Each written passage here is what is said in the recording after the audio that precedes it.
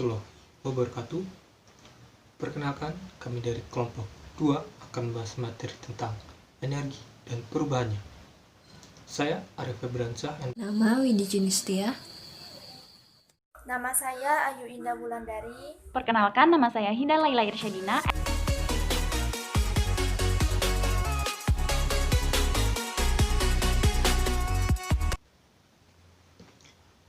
Assalamualaikum warahmatullahi wabarakatuh. Perkenalkan, kami dari kelompok 2 akan membahas materi tentang energi dan perubahannya. Saya Arif Febriansyah, NPM 1953053019, akan membahas materi tentang pengertian energi. Oke, kita masuk ke dalam pengertian energi. Dalam Kamus Besar Bahasa Indonesia, energi adalah kemampuan untuk melakukan kerja, misalnya untuk energi listrik dan mekanika. Energi adalah kekuatan yang dapat digunakan untuk melakukan berbagai proses kegiatan. Misalnya, dapat merupakan bagian suatu bahan atau tidak terikat pada bahan, seperti sinar matahari, dan juga dapat diartikan sebagai tenaga. Untuk materi selanjutnya akan dijelaskan oleh rekan saya.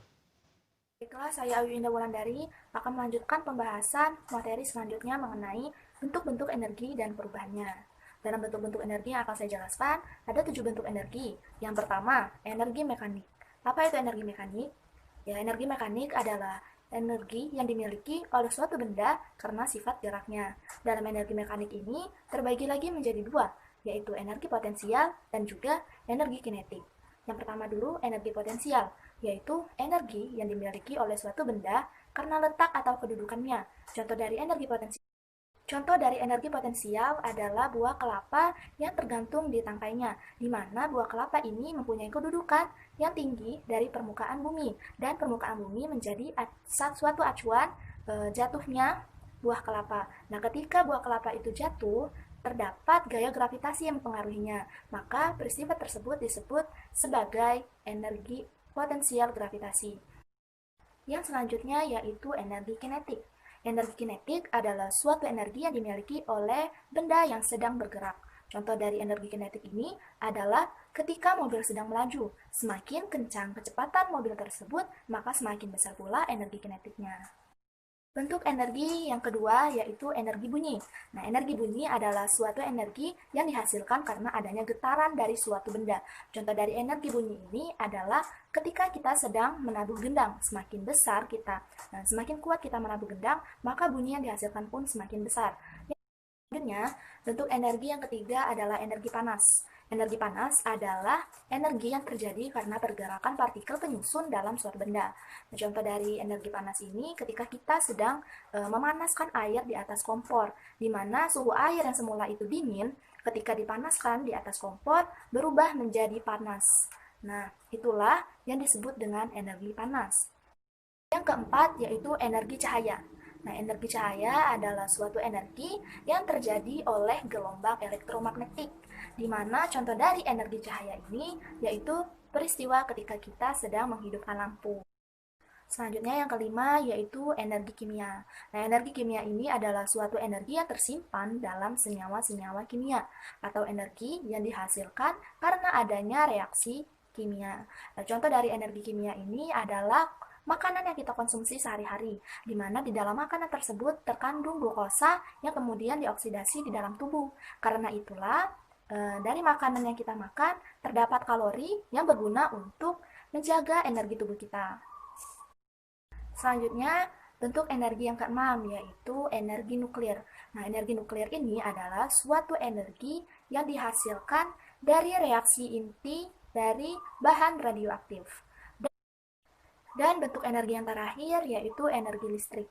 Nah, energi listrik ini adalah suatu energi yang dihasilkan karena adanya arus listrik di dalamnya. Ya, jadi itulah ketujuh bentuk energi, bentuk-bentuk energi yang sudah saya jelaskan. Selanjutnya, saya akan membahas tentang perubahan bentuk energi. Nah, perlu diketahui bahwa dari ketujuh bentuk energi yang sudah saya jelaskan sebelumnya, itu dari suatu bentuk energi bisa berubah menjadi bentuk energi lain. Nah, dalam kehidupan kita sehari-hari, energi yang paling banyak kita gunakan dan yang bisa berubah bentuk menjadi energi lain itu contohnya energi listrik. Nah, perubahan bentuk energi listrik itu yang pertama, energi listrik berubah bentuk menjadi energi panas. Nah, contoh dari peristiwa ini adalah ketika kita sedang menyetrika, di mana setrika yang kita colokkan ke arus listrik itu lama-kelamaan ketika kita sudah memakai setrika itu akan berubah menjadi panas. Bahan energi listrik yang kedua yaitu energi listrik berubah menjadi energi gerak.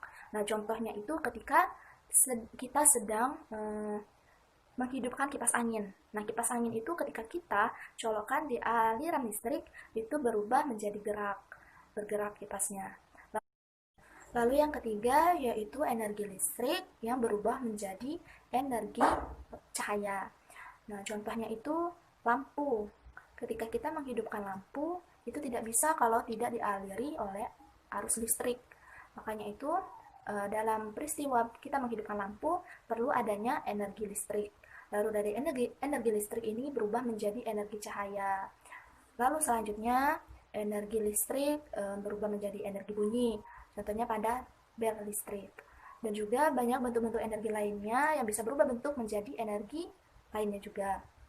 Nah, seperti energi kimia berubah bentuk menjadi energi gerak, lalu energi gerak berubah bentuk menjadi energi panas, dan lain-lain. Materi yang selanjutnya yaitu tentang sumber-sumber energi. Sumber energi adalah segala sesuatu di sekitar yang mampu menghasilkan suatu energi, baik yang kecil maupun yang besar. Sumber energi dapat dibedakan menjadi dua, yaitu sumber energi terbarukan dan sumber energi tidak terbarukan. Yang pertama adalah sumber energi terbarukan.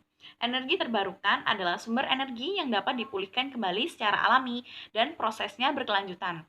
Energi terbarukan dihasilkan dari sumber daya energi yang secara alami tidak akan habis, bahkan berkelanjutan jika dikelola dengan baik. Energi terbarukan kerap disebut juga dengan energi berkelanjutan atau sustainable energy. Konsep energi terbarukan mulai dikenal di dunia pada era 1970-an. Kemunculannya sebagai antitesis terhadap pengembangan dan penggunaan energi berbahan fosil. Energi terbarukan diyakini lebih bersih atau ramah lingkungan, aman, dan terjangkau masyarakat. Penggunaan energi terbarukan lebih ramah lingkungan karena mampu mengurangi pencemaran lingkungan dan kerusakan lingkungan dibanding energi non-terbarukan. Yang kedua yaitu sumber energi tak terbarukan. Sumber energi tak terbarukan merupakan sumber energi yang jumlahnya terbatas dan tidak dapat diperbarui. Sebagian ada yang dapat diperbaharui namun memerlukan waktu yang sangat lama. Sumber energi tak terbarukan saat ini masih merupakan sumber energi utama yang banyak digunakan untuk memenuhi kebutuhan energi pada kehidupan sehari-hari. Berikut ini merupakan jenis-jenis sumber energi terbarukan. Di antaranya yaitu yang pertama adalah biofuel. Biofuel merupakan bahan bakar hayati yang dihasilkan dari hasil olahan berbagai bahan organik. Umumnya, sumber dari bahan bakar hayati berasal dari hasil olahan tanaman yang mempunyai kandungan gula yang tinggi, seperti tebu dan berbagai jenis tanaman dengan kandungan minyak nabati tinggi, seperti kelapa sawit dan jarak. Biofuel saat ini sudah semakin banyak digunakan dan secara perlahan akan menggantikan bahan bakar fosil yang tidak bisa diperbarui. Sumber energi terbarukan yang selanjutnya adalah tenaga angin. Angin merupakan salah satu sumber energi yang bisa terus diolah dan dimanfaatkan agar bisa menjadi sumber tenaga listrik. Pada tempat yang lapang dan mempunyai angin kencang, bisa dibangun turbin pembangkit tenaga listrik yang digerakkan oleh angin. Angin mempunyai sifat yang akan terus bergerak dan tidak akan menimbulkan emisi dan limbah sama sekali. Angin bisa menjadi sebuah energi alternatif yang baik, meskipun sifatnya yang cenderung terus berubah sesuai dengan kondisi musim dan lingkungan. Sumber energi terbarukan yang ketiga yaitu adalah tenaga air yang mengalir. Sejak dahulu kala, air yang mengalir sudah digunakan sebagai sumber energi terbarukan. Meskipun pemanfaatannya masih sangat terbatas, saat ini tenaga air yang mengalir digunakan sebagai pembangkit listrik karena mampu menghasilkan gaya dorong yang bisa menggerakkan turbin dari pembangkit listrik tersebut. Tidak hanya di sungai saja, sumber tenaga air yang mengalir juga bisa ditemukan dengan mudah dengan menggunakan arus dari air laut yang akan terus bergerak setiap saat. Sumber energi terbarukan yang mengandalkan tenaga air yang mengalir lebih sering dimanfaatkan. karena sifatnya yang lebih stabil dan akan terus bergerak, investasi yang dibutuhkan juga jauh lebih kecil, sehingga bisa menghasilkan sumber daya listrik yang banyak bagi manusia. Sumber energi terbarukan yang selanjutnya yaitu adalah matahari. Sumber energi terbarukan yang paling umum ditemukan berasal dari tenaga matahari. Matahari atau energi surya menjadi banyak digunakan karena mudahnya untuk mendapatkan akses sinar dan radiasi panas dari matahari. Agar energi matahari bisa dimanfaatkan, maka dibutuhkan panel surya yang bisa merubah panas dan radiasi menjadi energi listrik. Berikut ini merupakan jenis-jenis sumber energi tak terbarukan, di antaranya yaitu batu bara. Batu bara adalah batuan yang berwarna hitam atau kecoklatan. Batu bara adalah bahan bakar fosil yang terbentuk dari makhluk hidup yang mati dan terkubur jutaan tahun yang lalu. Batu bara dibakar untuk menghasilkan energi. Untuk mendapatkan batu bara, kita membuat tambang di permukaan bumi dan di bawah tanah. Saat ini, sebagian besar listrik masih bersumber dari batu bara. Padahal ketika dibakar, batu bara melepaskan gas beracun dan polutan. Sumber energi tak terbarukan yang kedua yaitu minyak bumi. Minyak bumi adalah bahan bakar fosil yang terbentuk cair. Tak cuma di darat, minyak bumi juga ada di bawah lautan. Minyak bumi adalah bahan bakar utama kendaraan. Sayangnya, pembakaran minyak bumi melepaskan gas-gas berbahaya ke atmosfer. Sumber energi tak terbarukan yang ketiga adalah gas alam. Gas alam adalah bahan bakar fosil lainnya yang terperangkap di bawah batuan. Gas alam sebagian besar terbentuk dari metana. Metana adalah gas beracun yang berbau busuk. Gas alam digunakan untuk memasak dalam bentuk LPG atau gas cair. Sumber energi tak terbarukan yang selanjutnya yaitu adalah nuklir. Energi nuklir itu sendiri sebenarnya adalah energi terbarukan. Namun, bahan pembangkitnya tak terbarukan. Pembangkit nuklir menggunakan uranium U-235 yang langka dan terbatas. Nuklir lebih unggul dibanding energi tak terbarukan lain karena nuklir tidak melepaskan gas-gas berbahaya. Namun, nuklir menimbulkan limbah radioaktif yang sangat merusak bagi makhluk hidup. Materi yang selanjutnya akan dijelaskan oleh rekan Yang saya. keempat adalah cara penghematan energi dalam kehidupan sehari-hari. Penghematan energi adalah tindakan mengurangi jumlah penggunaan energi. Penghematan energi juga memudahkan digantinya sumber-sumber yang tidak dapat diperbarui menjadi sumber-sumber yang dapat diperbarui. Penghematan energi ini mutlak diperlukan melihat kondisi bumi kita yang semakin tua. Dalam kehidupan sehari-hari, kita dapat melakukan cara-cara berikut untuk melakukan penghematan energi. Yang pertama adalah menggunakan lampu hemat energi atau lampu LED. Lampu LED dinilai lebih memberikan penerangan yang lebih tinggi ketimbang lampu bohlam. Lampu LED juga bisa menghemat 90% listrik di rumah. Kedua adalah mematikan semua peralatan elektronik jika tidak digunakan. Pasalnya, peralatan elektronik yang kabelnya masih menancap akan tetap mengalirkan aliran listrik. Yang ketiga, mendesain rumah dengan ventilasi dan penerangan alami yang cukup.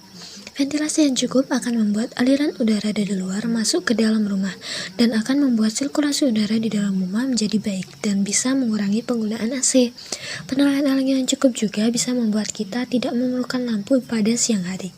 Yang keempat, gunakan air secukupnya. Ingat, di daerah lain mungkin akan sulit untuk mendapatkan pasokan air bersih, sehingga kita harus tetap menjaga sumber daya tersebut agar bisa digunakan sebagai sumber daya berkelanjutan. 6 adalah menggunakan transportasi umum. Dengan menggunakan transportasi umum, kita dapat menghemat bahan bakar, mengurangi polusi, juga mengurangi kemacetan. Terakhir adalah mensosialisasikan kegiatan-kegiatan yang bersifat menghemat energi. Pasalnya masih banyak masyarakat awam yang belum mengerti pentingnya penghematan energi dan dampak yang akan terjadi. Kegiatan sosialisasi ini dapat dilakukan dengan langkah-langkah kecil seperti memberitahu perbedaan antara lampu bohlam dan lampu LED atau bagaimana dampak yang akan terjadi jika kita tidak melakukan penghematan energi dan lain-lain.